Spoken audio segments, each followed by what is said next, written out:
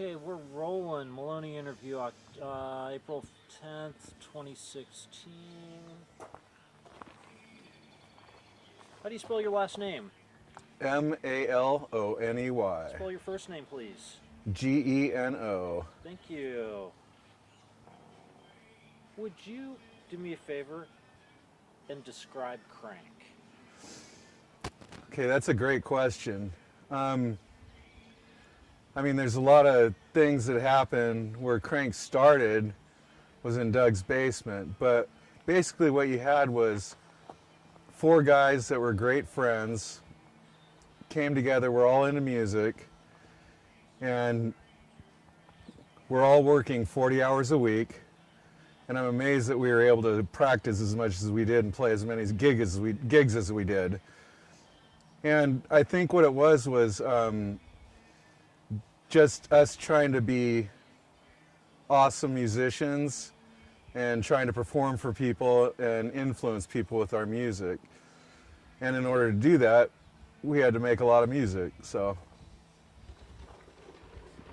What kind of music was Kraang? Kraang was like a mixture because you've got different influences. So you've got our lead guitarist who's really into Jimi Hendrix and Led Zeppelin. Mm-hmm. You've got a drummer who's basically into whatever. Bass player's into whatever. And I'm really heavily influenced by like the Beastie Boys, White Zombie, Rage Against the Machine, things like that.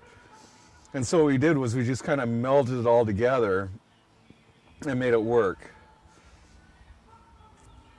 So I'd say we were heavy metal rap. That's how we got described a lot. A lot of people said we were a rap band, and then you get other people that say we're metal. Well, we were a mixture of both. We were metal and rap. And I didn't so much sing as much as I chanted the lyrics. And that's kind of the difference between us. I had a unique voice, and it seemed to work for us. So who wrote the music and lyrics for all that music you're talking about? That's a great question. And here's how it worked. When I was at work doing my mundane job, doing shipping, I had a notebook. And as I'm working, I'd write lyrics. And just write them and write them and write them. I never really sat down to write a song. I just wrote whatever came to me at the time. And then when we got to practice, the guys would have jams that were in their head. And so we'd start is by just jamming. So the guys, Matt, Mark, and Doug, they'd come up with these licks they wanted to play, and they'd play them. And then what I'd do is, as they're playing them, as they're getting tighter and tighter, I'd start flipping through my lyrics until I found something that matched perfectly. And once I found something that matched, then we'd kind of expand on it and make it work as a song. And then we'd, tweak things around a little bit, the guys that were playing the instruments wrote the music, I wrote the lyrics. The difference is there are a few songs that we did that were covers. We did like Purple Haze, we did Whip It, we did other ones too, but then you got into more technical covers like the Limbo Maniacs, the Red Hot Chili Peppers, and those are not easy songs to do. And that just shows you what kind of musicians we were to be able to pull those off. So what sets Kraang apart from other bands? Well, when you're in a band like Kraang and you want to play shows, you have to be seen. You have to go down on the scene, you have to be seen, you have to go to different clubs and make yourself known. Make yourself known to the people that own the place, people that run the place, and make sure they see you. And in the process of that, we saw many, many bands play live. And when we'd get together and practice, we'd always get together and say, we don't want to sound like those guys because they suck. Because there's so many bands out there that think they rock, and they don't really. They think they do, because that's their band, and that's their job. Well, what we'd do is we'd come in and we'd try to be as hardcore as we could, as heavy as we could, and we always wanted to be better than any other band. Plus, we all thought it was kind of funny what we were doing. Why do this documentary now that it's 20 years later? There's a number of reasons. I finally was able to come up with the videotape of the band playing a couple different shows. I got that tape and took it in and got it made into a DVD so I could view it easier because it was on VHS. And plus I have a 9-year-old boy now, and he's really into music and he really likes our band. And so it just got to this point where I wanted to explain what we did and how we did it, because it was such a good time of my life. You know, and that's something I like to relive, and that's why I like watching the video. It was a great time of my life.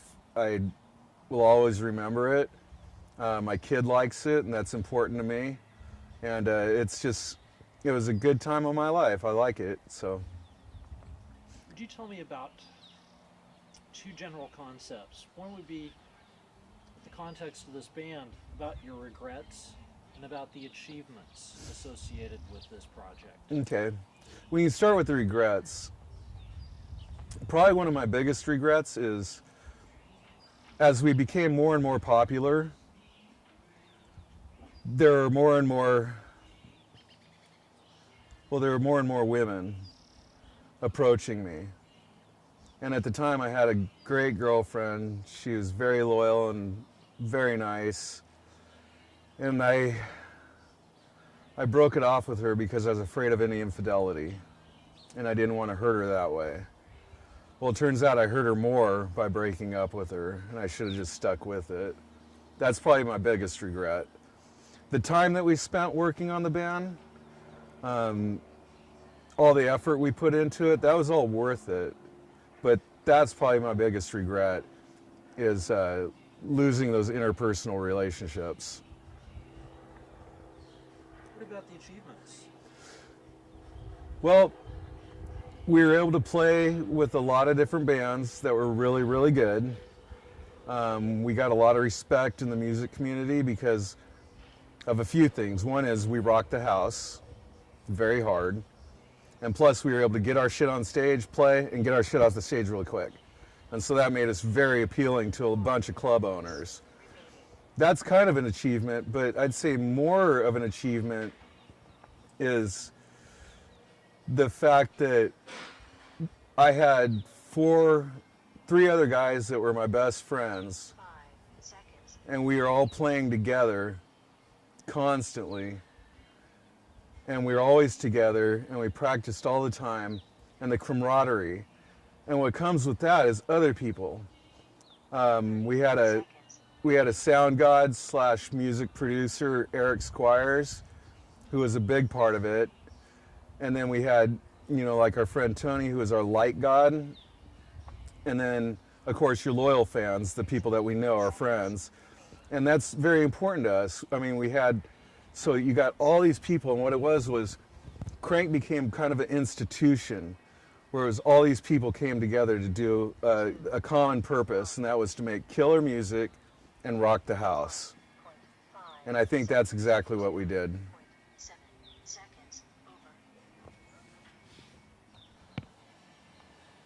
Getting a nice shot of you and the horses in the background. Cool. So we're rolling, and what I'd like you to do is tell me about the things that led up to the formation of Kraang. Where were you working at? Tell me maybe a little bit about McDonald's, you and Doug working together, how Mark Cook came into the picture, how the Reverend Matt Bauer came into the picture. Sure. Tell me about the precursors of Kraang, please. Well, the McDonald's deal was way, way before Kraang. Doug and I had been friends for quite some time. We were working at McDonald's together. We'd even lived together for a bit.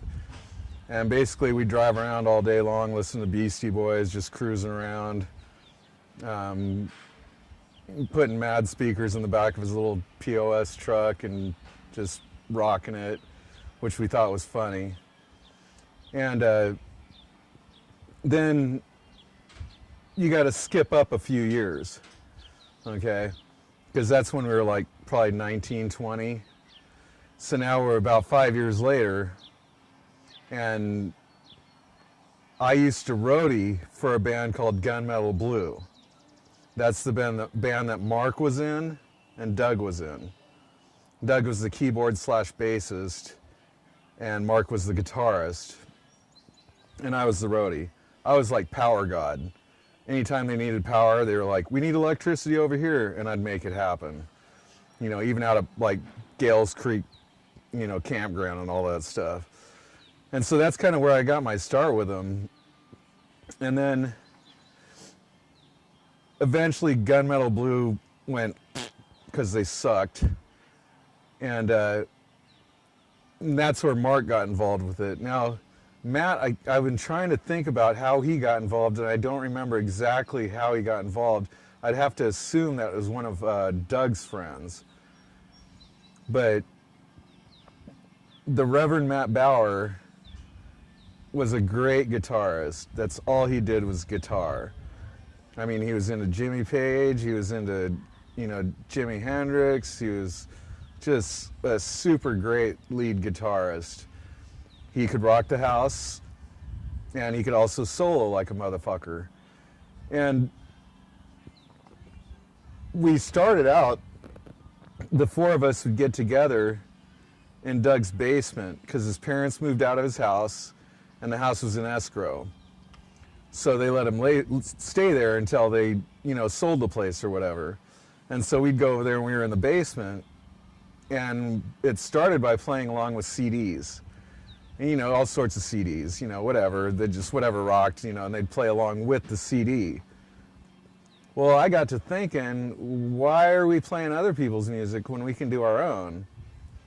And that's where basically the first song that Kraang ever did was called Love Demon. And we wrote it down there specifically for us to play live. And actually, Love Demon was actually called Better Run when we first did it, believe it or not. But we just kept playing and playing and playing, trying to get better and better and better, and tighter and tighter. And it was really tough. I mean, the first show we did was at the Satyricon, and to be quite honest, we were not very good. I mean, we sounded all right.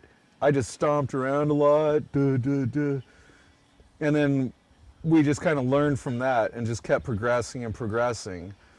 And then we had this huge library of songs. And eventually we got to the point where we were doing all our own songs except for the really killer covers that we wanted to do, instead of just doing covers because that's all we had. And as we progressed, we got tighter and tighter and tighter and tighter, and we got more and more popular.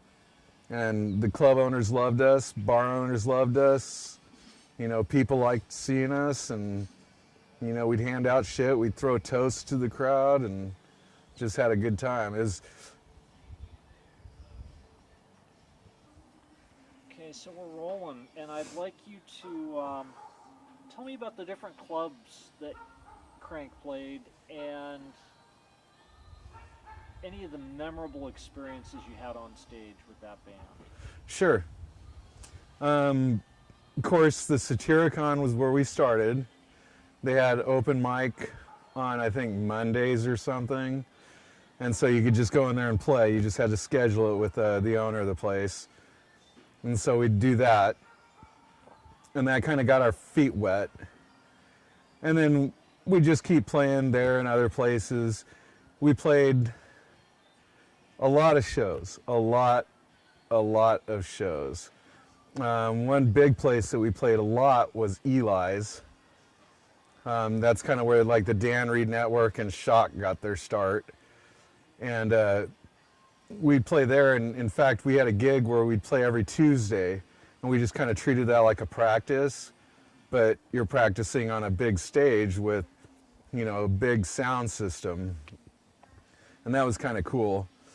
It was a lot of stress though, because the bar, you don't get paid, and the bartenders, they need to make money. So you're always telling them to tip the bartender and whatnot. So you got Satyricon and Eli's. We did do a gig at German Auto Works, which was a mechanic shop, and we transformed it into basically a nightclub for a couple days. We had catering, we had, beer and all that stuff, and that was a good gig. It was fun. We played with Love Load quite a bit. We played the Aladdin. We played the Starry Night.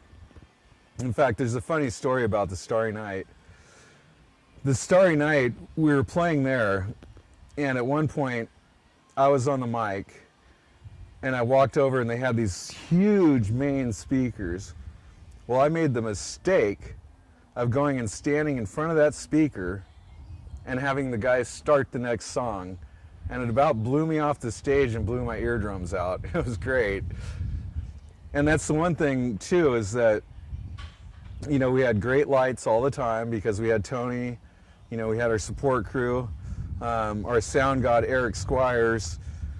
He would also make sure, I'd always tell him before we started, make sure that we are louder than anybody else here. And he just tweaked things just a little bit, so we were just a little bit louder than everybody else, but we still sounded good. It wasn't all distorted and stuff. As far as memorable stuff, we played a basement show one time for this gal I was going out with for her co-worker, and they had a keg and whatnot, and unknown to us, they were all underage. And so you got all these underage kids going in there, and we're rocking the house. They'd never heard anything like us. And so we're rocking the house. Next thing I know, somebody came up. I'm not sure who it was. It might have been our producer, Eric Squires, came up and said, the police are here. So we stopped everything and we went out back. The cops showed up. They came out and talked to us and they said, what's up? And we were like, we're the band.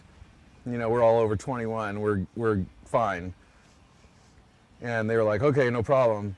And then Eric was able to record on audio tape about an hour-long soliloquy by the cops on what they're doing wrong. And it was great. And we didn't do anything wrong, so we were good to go. I thought that was great. That's probably one of the funniest memories I have. So, would you tell me a little bit about the gear? So, what kind of guitar and bass setup did you have? What about the drums? Okay, it was easy for me because I didn't have nothing. On occasion, I'd bring a mic stand, but usually they had mic stands, so I didn't need that anymore. The drums, we'd set up as a kit on the side of the stage, and before we went on, we'd take the whole kit up and plop it onto the stage and put all the extras on, like the cymbals and whatnot. Doug had a big, giant PV bass amp, and we'd lug that up there. Matt, the Reverend Matt Bauer, on the other hand, it depended on what show we were playing and where we were playing and what we were playing. He'd either bring, like the PVs, or he'd bring the Ampegs, or he'd bring, whatever. So we had a choice of different things. And we'd lug all that stuff onto the stage. And what's funny is none of us had a pickup truck. We were all driving cars. So we had to load it all into our cars to get it there and back. But we had a lot of gear. And if you've seen our practice room, is basically where we practiced was in my dad's barn. And we cleaned out a chicken coop, covered the walls with soundproof material, and jammed all our gear in there. So we had basically a, 10 by 10 maybe room that we practiced in. And we'd rock it. And it was funny because one night, because there's neighbors around, right? And the one neighbor across the street, this lady, she wanted us to quit at 9 o'clock. So one night we're sitting there jamming, and we're basically singing a song about her saying, you know, fuck you fucking bitch, we wish you were fucking dead. And then I looked through the crack in the door, and she's out there watching us. And I was like, hey, what are you doing up here? And that's it, man. So some of the songs that your band did had some pretty graphic language. Yeah, a lot of them. Could you tell me about that one song that was so graphic? It was almost like a nursery rhyme gone bad. Oh, was it the...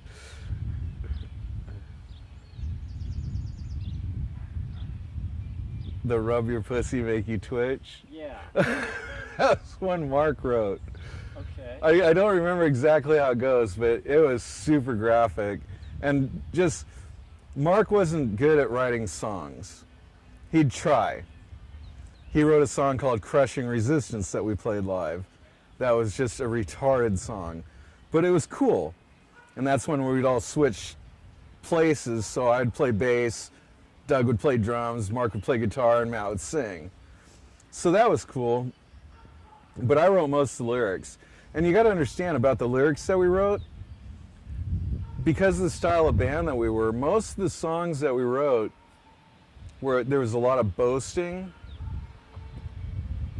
which is, you know, primarily that's my rap background. A lot of boasting. And we didn't swear just to swear. It was more to put the emphasis on things. And, you know, so yeah, we were graphic in our language, but we also didn't hold back. We didn't care. And if somebody had a problem with that, they could tell us. But I guarantee you no club's going to tell us to go away because we swear.